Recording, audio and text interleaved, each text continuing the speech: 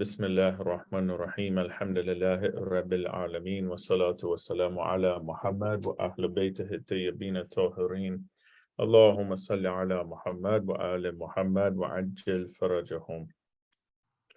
So we left off on greater sins. We finished the part about drinking, about alcohol. Now we start the next one, which is gambling. And these two are tied in the verse. He says gambling is the 14th greater sin, how he categorized them in this book for the chapter. He said the following statements support this view. He brings an ayat from Quran, Surah Baqarah, ayat 219. It says, they ask you about intoxicants and games of chance. Say in both of them there is a great sin. It says, يسألونك عن الخمر والميسر قل فيهما إثم كبير. So it says that إثم كبير, it means very big sin, great sin. So the Quran only used this phrase for drinking and gambling.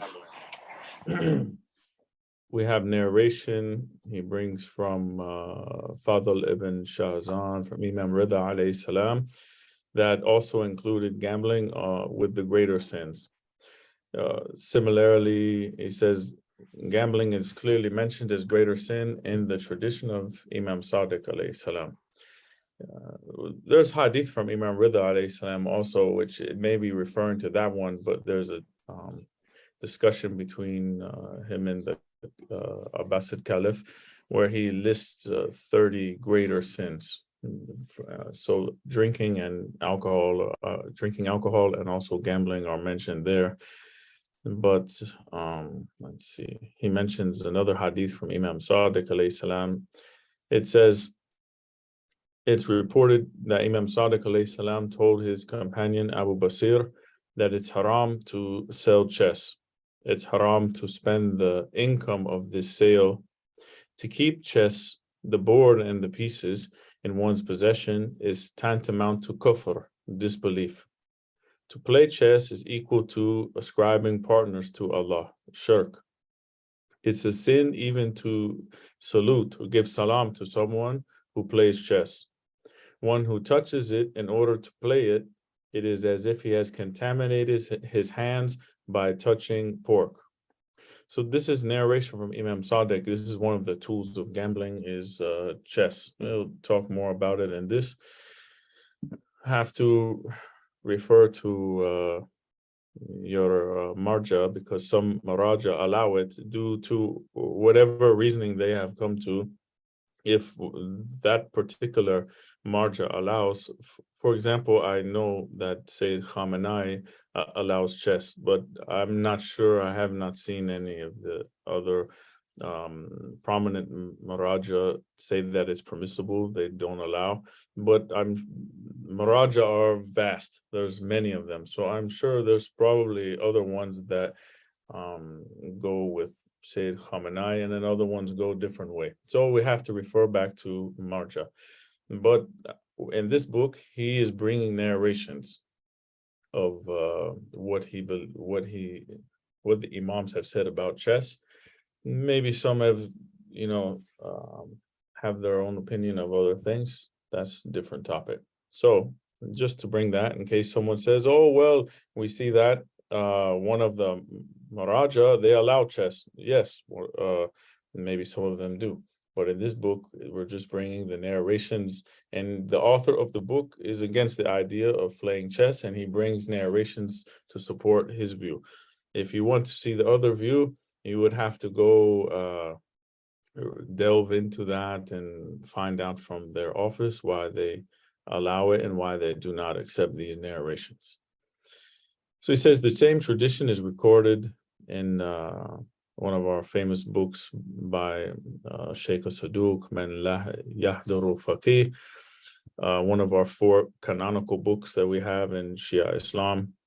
He says, in addition to the narration, that it also says to teach chess to others is a kind of destructive sin. Another narration from Imam Sadiq alayhi salam, he says, It says Allah pardons all the sinners in the month of Ramadan. Every sin is pardoned in this month except three kinds of people. He says one who drinks alcohol, and the second one, those who gamble, and the third one, those who harbor enmity, ill will towards a fellow Muslim. So when we fast in month of Ramadan, maybe we are thinking that all of our sins are forgiven and we had a good Ramadan and we did fast and we did all our ahkam for fasting and everything is complete. But sometimes we can do sins that block that from being accepted, like these ones. Someone, for example, they fast during the day, and then at nighttime, they're eating and drinking like a normal, but they partake in alcohol. Maybe they go without alcohol the whole day. So their fast is, correct in the daytime, but in the evening they're drinking. Allah does not accept the fast of those people, or does not forgive those people for their sins morally, akhlaqi, in an akhlaqi type of way. It's the same as like a person who is praying, but they're inattentive in their prayer and they're not thinking of prayer. They're thinking of many other things. Maybe their prayer is not accepted, even though they followed all of the guidelines for prayer. And those people who are gambling in month of Ramadan, and the last one applies more so to, I believe, a wider group of people, because someone can fast the month of Ramadan, but during Ramadan, they're still holding grudges, they're still holding enmity for other people, and they have hatred for other believers in their heart. Imam says Allah does not pardon their sins in the month of Ramadan if they have hatred for other Muslimin. He says another proof is the following verse of Quran that shows that gambling is a greater sin. Surah Ma'idah, Surah 5, Ayat 90. O you who believe, intoxicants and games of chance and divining by arrows are only an uncleanliness. They are Shaitan's work. Shun it, stay away from it so that you can be successful. And gambling has a lot of negative effects on people's life. Firstly, it causes hatred and division among friends. We see that many people are killed over gambling. I mentioned before a story in previous class of a guy that I met in prison with life sentence who killed one of his best friends gambling, because the other friend, the ego, got involved and he said, I took all of your money, now look, you have nothing, I beat you, and all these type of whatever he had to say to him, trying to put him down. And the guy was so angry that he lost, he shot his friend and he shot the people that were in that gathering, killed the guy. So we see that if they weren't gambling, they would have been friends. But the gambling led to one killing the other one due to hatred between each other. Secondly, we see that it can destroy the household. It tears apart the household. Gambling is an addiction like drugs or alcohol or other things, because many times the gambler will waste away his entire paycheck. When he gets it, he goes and he blows all of his money, rolling dice or going to the casino or whatever it may be, buying, whatever it is, type of gambling he or she is into, they'll waste their whole paycheck. Even more than that, they can, in the relationship, maybe the man is the gambler and he gambles away his whole life savings for the couple, for a married couple. Now he has thrown all that they have worked hard for away. Imagine the strain and the stress of that in a relationship. Other things, sometimes the gambler, they don't think clearly. They think, if I just put a little more, I'll win it all back. I just put a little bit more, and they don't, they don't know any type of boundaries. They keep going and going. They will even gamble away their children's college fund. Now their children, all the money they save for college for their children is gone, trying to win more money. So this can tear apart the family, and it also leads to great resentment between the spouses. So this is these are some of the ill effects of gambling. He says that games of chance that are mentioned in this Quranic verse include all types of gambling. He says the Arabic word equivalent to this is Maysir, which is derived from the root yusr, which means ease. Since he says it's called this, since a gambler doesn't perform any type of work like labor to get this, and they just easily grab the money. So they all these things are called under this title. Then he says there's another type of game of chance that's played with dice. Dice is a tool of gambling. He says, actually, there used to be special pieces of wood which were used in gambling, and it's called azlam. It's also known as aklam. These Arabic terms back then. He said the gamblers used to purchase a camel and divide the meat of the slaughtered camel into 28 parts. 10 pieces of arrow-shaped wood were kept at the venue of gambling. Each piece had a specific name. The names of 7 of those pieces, and he names the names of 7 those pieces. Each one had a name, and he said specific portion of meat was allotted to each of the arrows. For example, one of them was equal to 1 portion, and another one had 7 portions. And the meat that had been divided into 28 pieces was distributed only to these 10 pieces of wood. Some of the arrows were such that no meat was given to them, and in fact, those who got them had to reimburse the cost of that camel in full. The total of participants in this game was 10, and the 3 unlucky ones were expelled from the game, and they had 3 names of unlucky arrows. This is type of gambling that was famous then. He said azlam is a kind of wager, whereas the term maysir includes all forms of gambling. And he said this term is mentioned in the ayat is mentioned specifically because it was popular before the advent of Islam in time of Jahiliyyah. He said other methods of this are also recorded, but irrespective of the method, all types of wagers are haram. Wine, gambling, idol worship, all of these type of things are works of shaitan mentioned in the ayat. Involving oneself in these would deprive the person of salvation and success in the hereafter, is therefore commanded not to even approach them, not to approach wine or gambling, to stay away from them. Allah tells us not to approach those sins. Similarly, like we talked about zina, Allah tells us not to approach that sin. Maybe someone thinks, they approach it and they think that they are safe from that, and they just want to watch, and then they watch, and then they get intrigued by it. Now, what's the harm? I just play 1 or 2, and then they get involved in that and they become addicted to that thing. He says, Shaitan only desires to cause enmity and hatred to spring in your midst by means of intoxicants and games of chance. It's Surah Ma'idah, Surah 5, Ayat 91. He said, it's common knowledge that man loses his senses under the influence of alcohol. We talked about this in the last chapter.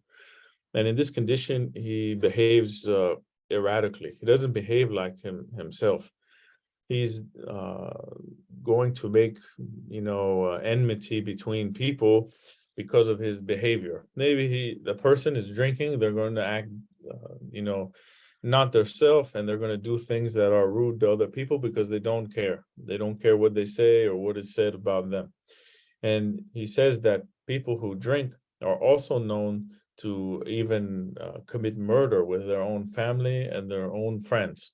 We spoke about this before with intoxicants. I gave an example of one guy that I met in the prison who killed his grandmother because he was trying to get drug money, and he was trying to get drug money from his sister, and his grandmother intervened and he killed his grandmother.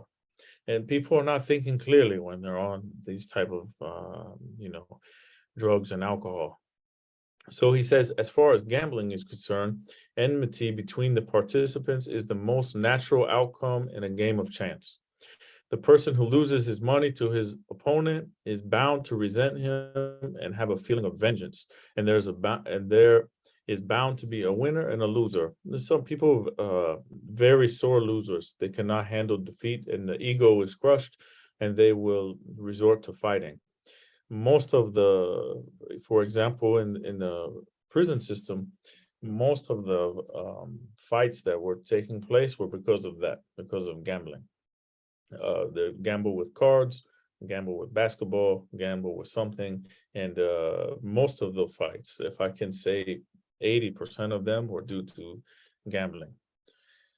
Because they're gambling, and a lot of times other people are watching, and then the other person gets really loud when he wins, and he starts saying, "Oh, look at you! You lost everything, and you don't have even a penny to your name. I took all your money. Look at this big money. This used to be yours," and all this type of stuff. The other person's going to get really upset. They're gonna, most likely they're gonna fight. He said the dominating influence on the gamblers is of hatred and enmity. But we know that Islam is against hatred and enmity. Islam calls for peace and harmony. So this sin is calling for the opposite of what Islam calls for. It's on the other side, where Islam wants us to be, get along with each other, be kind with each other, be peaceful, be peaceful people. But gambling is calling for us it will make us hate each other. So naturally, logically, this is something that reprehensible. So he says a person who wins in gambling makes a lot of money easily. He makes easy money. So then he looks for ways to spend this easy money that he got. He doesn't care about the easy money because he didn't work to get it.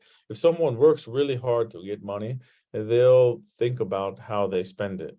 But a person who gets money very quickly like this, either, for example, someone who robs or steals, he didn't do anything to get that money really, or someone who gambles, they didn't do anything, any hard work. They just, threw the dice and maybe they won.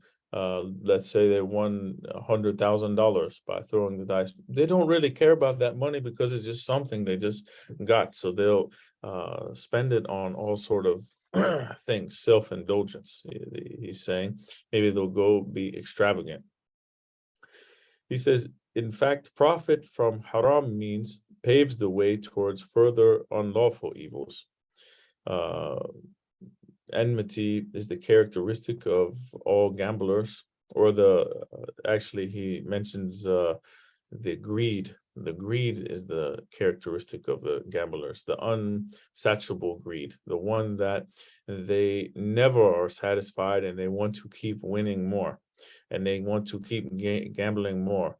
For example, they won $10, now they want to win $50. Then they want to win $100 and $1,000, and they keep going and going until they end up losing everything. He's obsessed, he becomes obsessed with winning. The loser is equally obsessed to win back what he lost. Such compulsive obsessions have dangerous consequences. He mentioned in one of the books, he says there's an incident where a person in Iranian town, he stabbed his opponent 3 times and killed him. This is an Iranian author, so he's mentioning things that happened in his country. He said he read in the book where one of the gamblers stabbed the other gambler 3 times and killed him. The accused gave the following statement after, he stabbed this person. He said, the victim has grabbed a lot of my money through gambling. He was not prepared to lay another bet despite my persuasion and ran away. I followed him and I killed him. So there's those two are gambling. The one of them won all the money of the other guy. The other guy is saying, I want to win my money back. Do one more bet. The guy says, nope, all done. Take the money, left. So he said he was mad because he didn't want to bet anymore, and there's no chance for him to win his money back now. So he got so angry, he followed that guy and killed him. This is the outcome of gambling. He mentions another incident from the same book. He says the following is quoted from the magazine. And he mentions magazine. Then he says, in the town of Monte Carlo, a gambler lost around 100,000 tomans in a game that lasted for 16 hours. When the casino closed, he drove his car to the forest and he shot himself in the head. So the incidents of suicide are common, they said, in the woods around Monte Carlo. Said most often those who arrive in this city to gamble lose all their money. Sometimes they can't even pay for their trip back to their own city.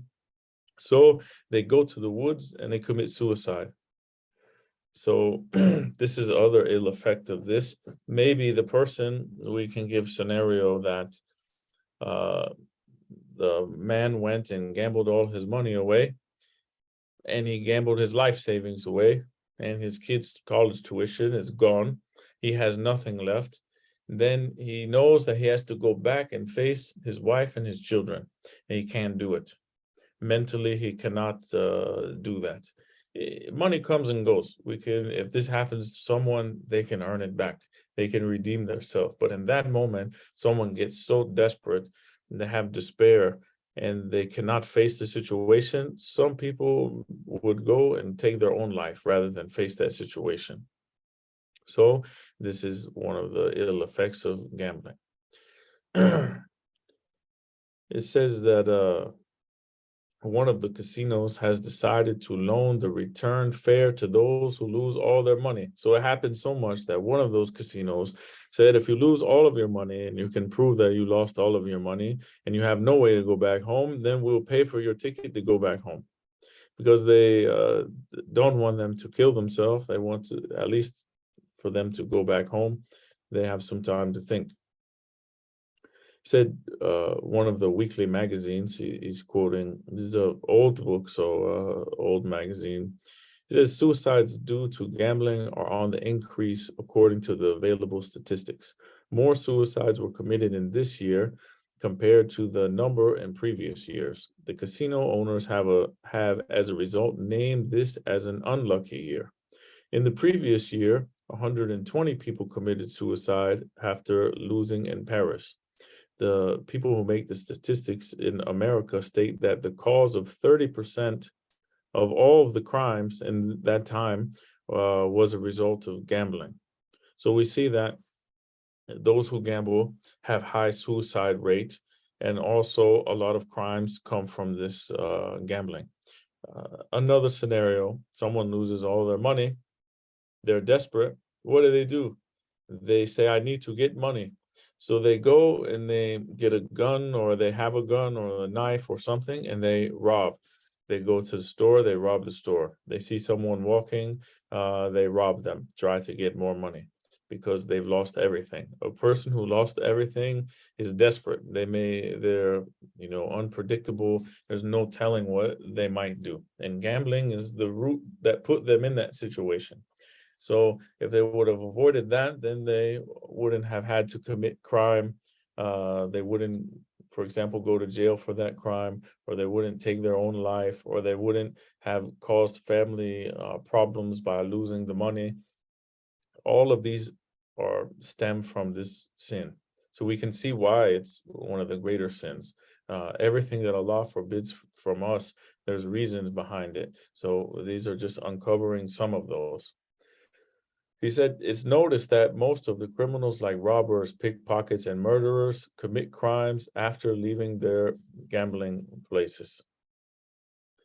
Also, another bad effect of gambling is not thinking about Allah, forgetting Allah. He says alcohol and gambling are evils leading to spiritual bankruptcy. So we talked about some of the social effects of gambling, but also has spiritual effects. He said these people who do these sins are oblivious of Allah and of their duties toward their Creator. Like he said, living in a state of forgetfulness of Allah is the worst tragedy that can befall an unfortunate victim of this crime.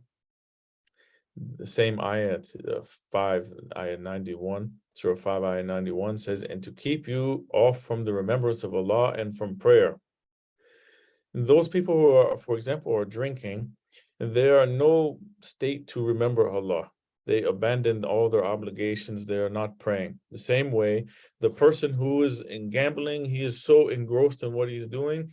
He just wants to get the money that he lost or to win more money. He thinks if he stops on his streak that he will lose his momentum or whatever. And he forgets all about Salat, forgets all about Allah. All he can think about is gaining whatever money he can. Or he thinks about getting back what he's lost. So he could care less about Salat or prayer, and they will gamble at those tables for 12 hours, 24 hours. If they could, they would be at that table gambling.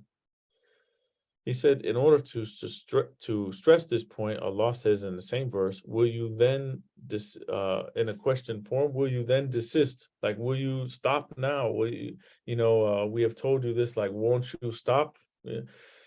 It means that even after being informed of the ill effects of these sins, will you not reform yourself?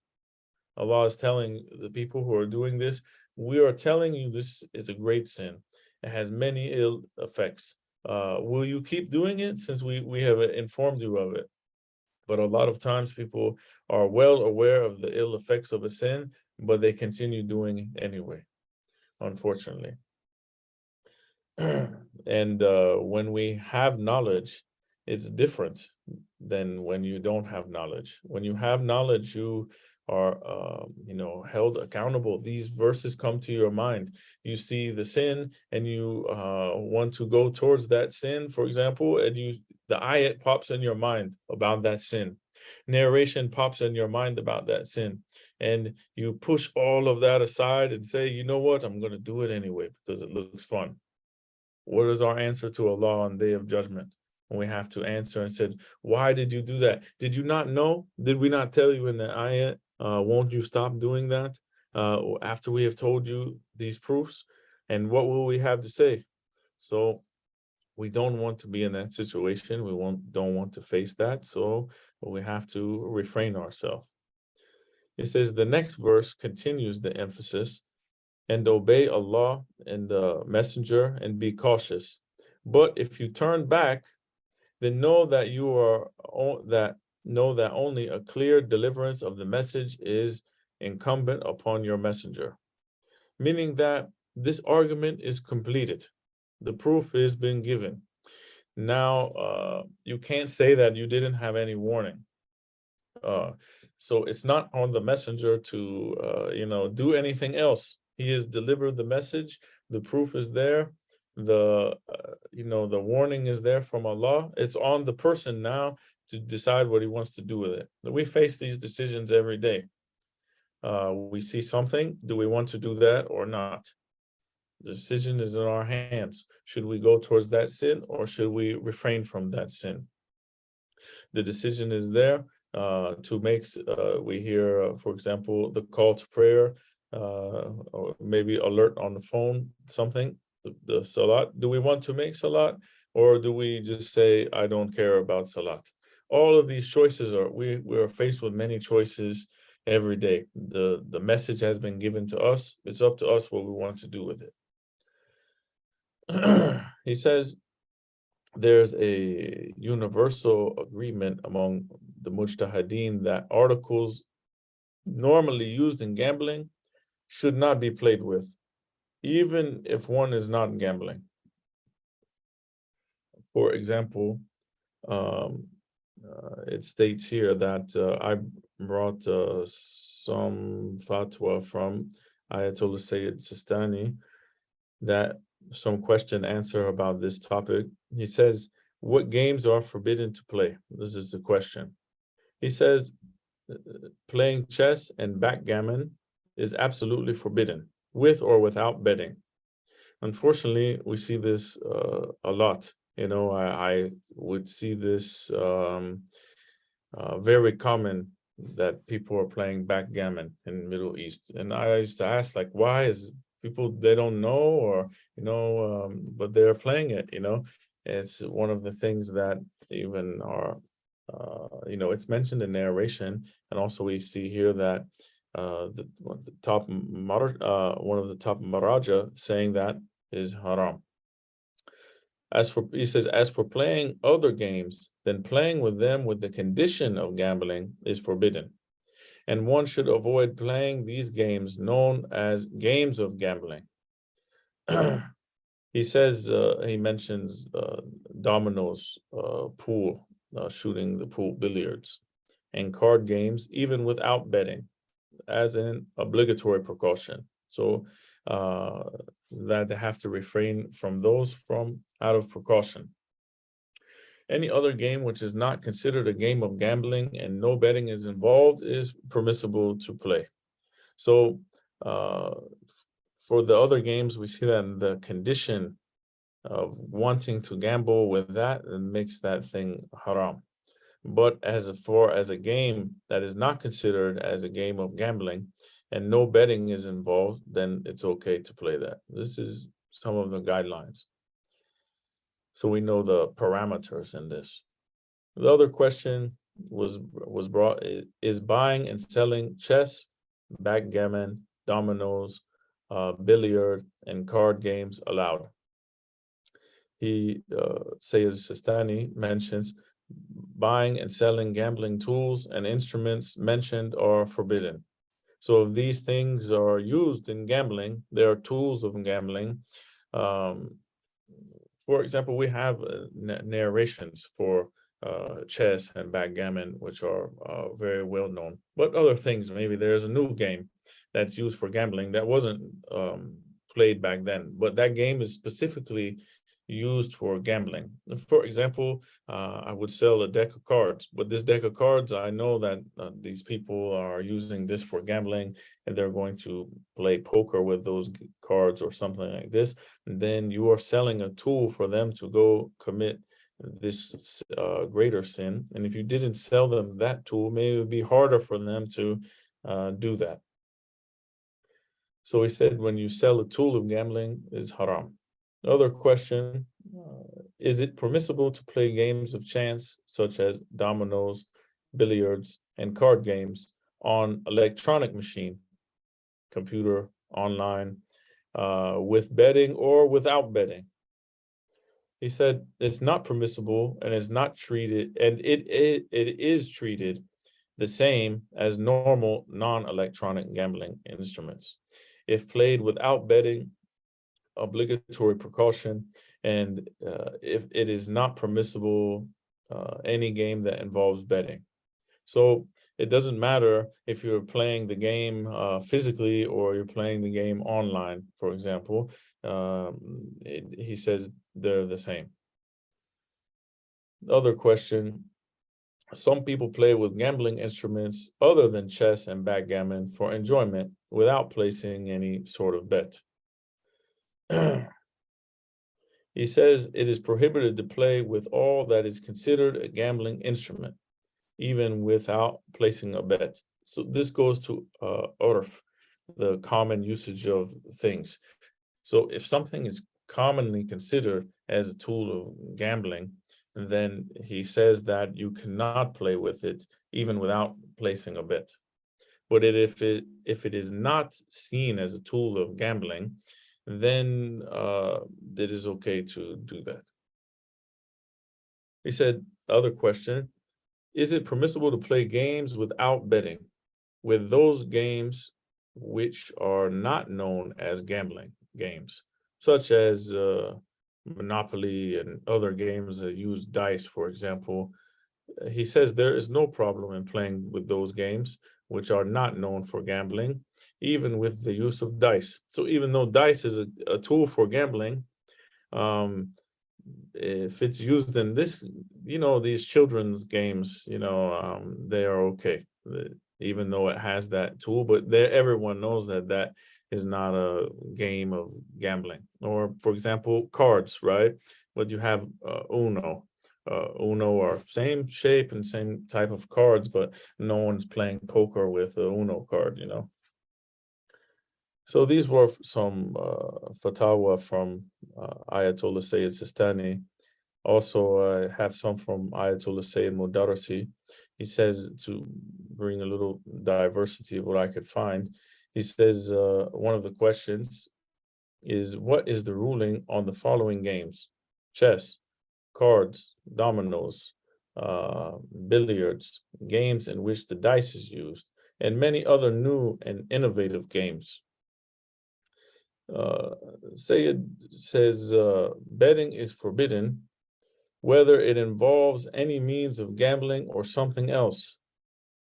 The precaution is that playing games that include the special means of gambling is forbidden, even if it does not involve betting. When it comes to instruments that are not reckoned to be means for gambling, it is permissible to play with them without betting. The same rule applies. As for new games, it depends on whether they are considered gambling in the common view or not. So, urf, common view. He says, look at what the people say. Do people consider this as a game specifically for gambling or not? It depends on that. He says, when it comes to chess, there are special narrations about the prohibition of playing it anyways. So this chess is something different. He says, what is the ruling? The other question, what is the ruling if the games mentioned above are played on computers? He says it makes no difference. The same as we mentioned from Ayatollah Sayyid Sistani. Next question. Is playing chess and cards forbidden? He says, Ayatollah Sayyid Modarras, he says, all kinds of gambling are forbidden, and playing a game which includes a means of gambling without betting is forbidden as a measure of precaution.